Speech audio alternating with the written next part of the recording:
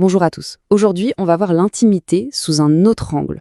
On va un peu laisser de côté l'idée que c'est juste une destination et plutôt la voir comme une véritable exploration. On part à la découverte d'une nouvelle carte du corps et du désir.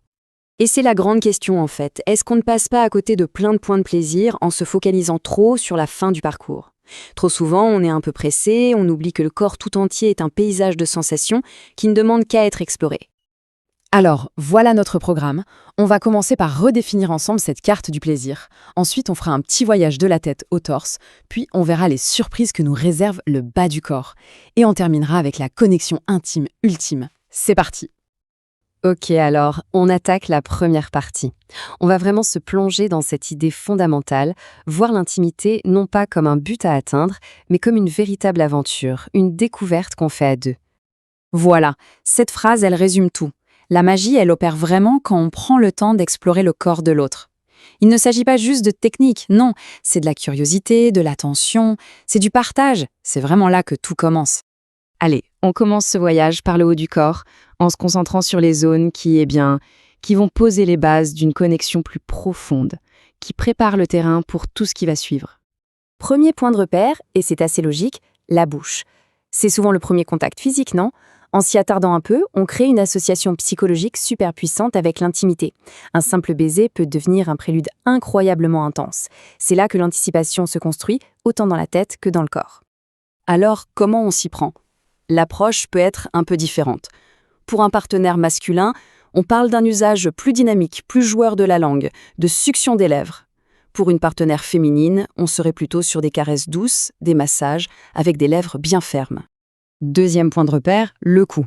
Et là, d'un point de vue purement physiologique, c'est une zone super stratégique. Quand on le stimule, ça augmente l'afflux sanguin dans tout le corps. En gros, ça le prépare physiquement et de manière très très efficace à un rapport sexuel. Et là, ce qui est intéressant, c'est l'idée de contraste et d'énergie. Pour un partenaire masculin, le fait d'alterner entre des baisers et de légers mordiments, ça peut être vraiment excitant. Pour une partenaire féminine, on note qu'une certaine vigueur est souvent très appréciée, comme des mordiments de haut en bas du cou. Troisième point, les tétons. Alors là, on touche à une des zones les plus sensibles du corps, c'est bien connu. Pourquoi ? Parce qu'elle est bourrée de terminaisons nerveuses. La stimulation des tétons, ça peut provoquer une excitation quasi immédiate, très directe. Et ce qu'il faut vraiment retenir ici, c'est deux choses. Pour les hommes, c'est une zone souvent oubliée, donc c'est une redécouverte, alors qu'elle peut être hyper sensible. Un simple tracé avec le doigt, un baiser doux. Pour les femmes, la sensibilité peut vraiment varier énormément d'une personne à l'autre. Donc la clé, c'est de commencer tout doucement pour découvrir ce qui plaît. Bon, on a exploré le haut. Maintenant, on descend un peu. On va s'aventurer dans le bas du corps pour y trouver des zones de plaisir qui sont parfois assez inattendues. Point de repère numéro 4, les fesses. Et oui, c'est une zone qui compte des millions de terminaisons nerveuses. C'est donc un endroit parfait pour un toucher un peu joueur. Et en général, la plupart des gens adorent ça. Et ce qui est génial, c'est que ce toucher peut avoir une double utilité. Pour un partenaire masculin, un massage du bas du dos et des fesses, ça peut vraiment aider à créer l'ambiance. Pour une partenaire féminine, le fait de presser cette zone pendant d'autres caresses, ça devient une façon de communiquer son propre plaisir. C'est un retour d'information en quelque sorte. Cinquième point de repère, les pieds. Alors là, qui y aurait pensé, hein ? Et pourtant, les pieds sont une zone érogène d'une efficacité surprenante. La peau y est extrêmement sensible au toucher, ce qui en fait un levier d'excitation vraiment puissant. Et là, on voit bien le lien très fort entre la sensation physique pure et ce qui se passe dans la tête, l'association psychologique.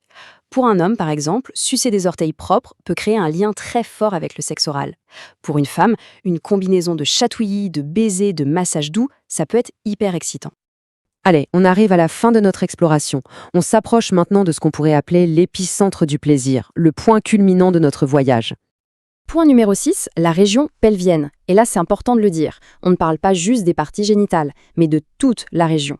L'intérieur des cuisses, par exemple. C'est une zone ultra sensible. La stimuler, ça procure des sensations très intenses et c'est une préparation vraiment clé. Et au cœur de cette région, pour la femme, il y a le clitoris. Là-dessus, la source est sans équivoque. C'est la zone principale du plaisir sexuel féminin. C'est la plus sensible, la plus réactive. C'est une zone qui est entièrement dédiée à la sensation, avec une concentration de terminaisons nerveuses qu'on ne retrouve nulle part ailleurs. Comprendre ça, c'est fondamental. Et pour les hommes, eh bien, la zone clé, ce sont les testicules. Mais attention, la source insiste sur un point. C'est une zone qui demande une manipulation très délicate. Pourquoi? Parce que la sensibilité peut être si extrême que ça peut devenir désagréable pour certains. Donc la communication et l'attention aux réactions sont vraiment essentielles pour que cette sensibilité devienne du plaisir. Et on arrive au 7e et dernier point de repère, le point central. Imaginez, après avoir exploré toutes ces autres zones, le corps est complètement éveillé, l'esprit est concentré. C'est à ce moment-là que l'attention peut vraiment se porter sur les organes génitaux, comme le point d'orgue de toute cette exploration sensorielle. On est donc au cœur du réacteur, si on peut dire. Pour l'homme, il s'agit du gland, c'est-à-dire le bout du pénis. C'est la zone la plus sensible, celle qui procure des sensations absolument incroyables. Pour la femme, la source mentionne le col de l'utérus, tout en haut du vagin. Lorsqu'il est stimulé, que ce soit avec les doigts ou le pénis, il peut procurer des sensations très profondes et très agréables. Mais alors, la leçon finale dans tout ça, la voilà. La zone érogène ultime, c'est l'esprit. Tout ce voyage physique à travers ces différentes zones, ce n'est pas juste de la mécanique. En fait, ça crée des connexions dans le cerveau qui, elles, vont déclencher l'excitation.